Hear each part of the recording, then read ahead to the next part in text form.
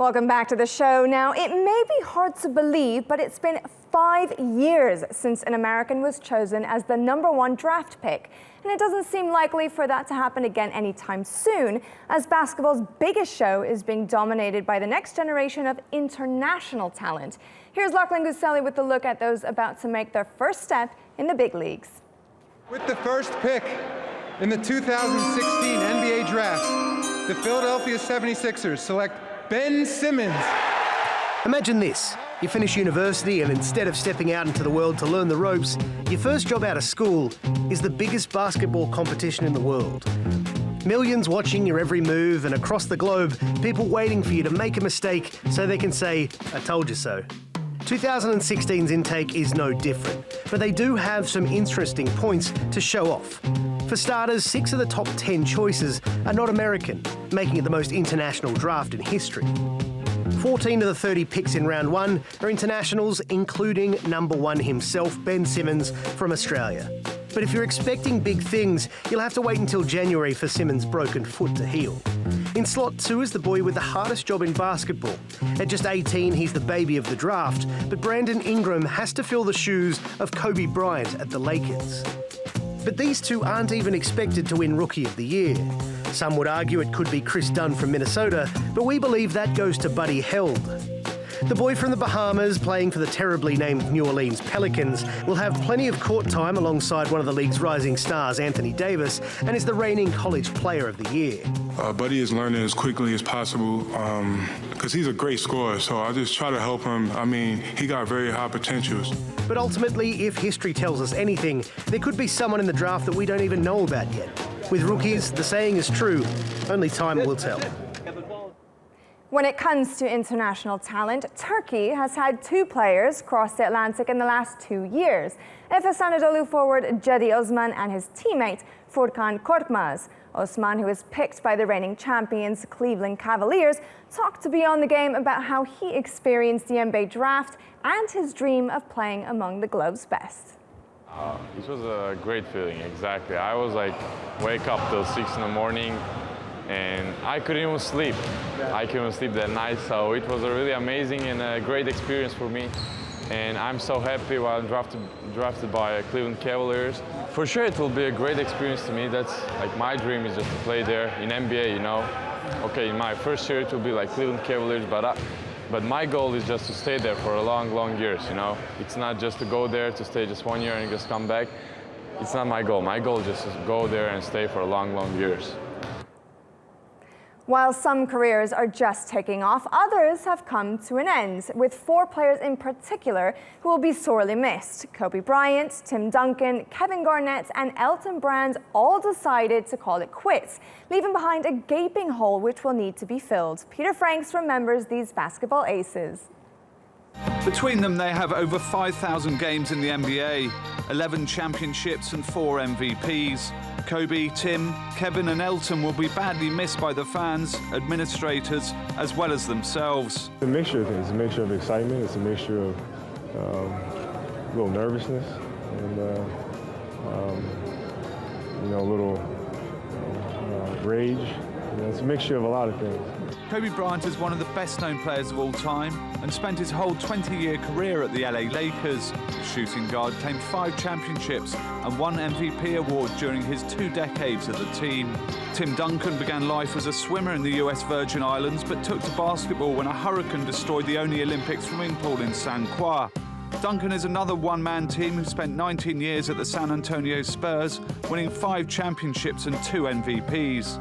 Kevin Garnett was another power forward/centre who distinguished himself. He played 1,462 games for 3 teams and is the only player to reach at least 25,000 points, 10,000 rebounds, 5,000 assists, 1,500 steals and 1,500 blocks. Another legend of the game who called it a day last season was Elton Brand. The New Yorker had 17 years in the NBA with 5 different teams, and despite not claiming an MVP or a championship, was widely regarded as one of the top players of all time. We just got to cherish the guys, that put their all out there, like KG, Kobe, even Elton, he was a great power forward. He played in the league, I think, 17 years. And he was just a great example of a true professional. So we just got to cherish those guys and, you know, just move on with the times, you know, and be ready to watch the new, exciting young guys that's coming up. With just 3 years between the four men, they pretty much grew up together in the NBA, and is testament to their skills that they were so impressive over the same period of time. The likes of LeBron, Steph and Kevin Durant have taken up some of the slack, but there is still some way to go to catch up with that big four. One of the most familiar faces already enjoying his retirement from the NBA is Turkish superstar Hido Turkoğlu. The former forward spent 15 seasons in the US, but is also an influential figure in Turkish basketball. Samantha Johnson sat down with him to talk about his illustrious playing career. I don't even have them right now.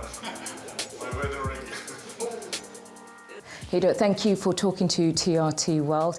Was it difficult for you to make the decision to go to the NBA?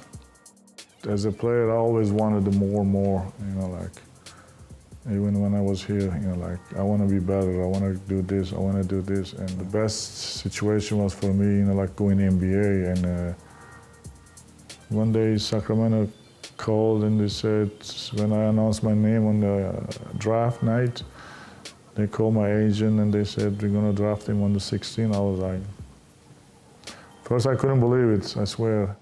You joined the NBA in 2000. How different is it from then to now? This generation is kind of like a new for me too, you know, a lot of young guys, a lot of good young guys, you know, like, don't get me wrong. Now they're gonna be the face of, you know, NBA, and so far they've been doing great. I had opportunity, even though he was, you know, like, old when he came back, you know, like, not the real Michael Jordan, you know, like, still, you know, he was our idol, you know, like, he's still the, you know, like, best player ever. So that was kind of like a cool and great opportunity for me. You played for 6 teams throughout your career in the NBA. Who was your favorite team to play for? For me, I think the most successful years I had was when I was with Orlando. Statistically, you know, like, I had my best years. I won, you know, like, individual awards, NBA finals, but like all of them, every coach, you know, like, I play for, they kind of helped me out, you know, like, to become a better player, to become a better person. So it was really hard to pick one, but like, if I have to pick one, I think Orlando will be the most special one in my, you know, like, 15-year career, because I had, you know, like, the best success over there. So that's it from us, but we'll leave you with last season's NBA Finals MVP, the guy who led Cleveland to their first ever title. Ladies and gentlemen, His Highness LeBron the King James. Thank you so much for watching this special edition of Beyond the Game, and we'll see you next time.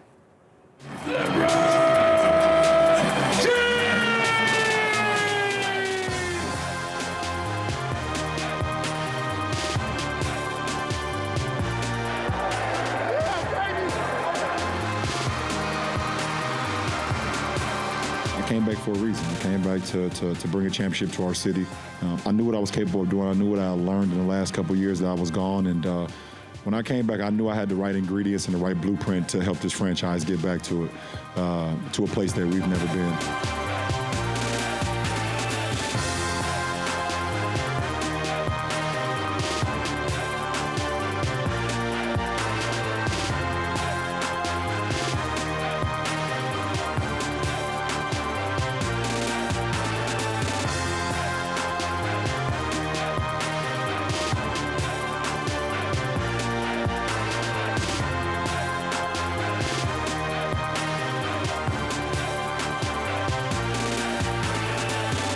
I know we won a championship. I know we had a great parade, and the fans here were ecstatic about what we did. But for me, it hasn't hit me. I don't really look back on it, but I know it was an incredible ride, and I was happy to be a part of it.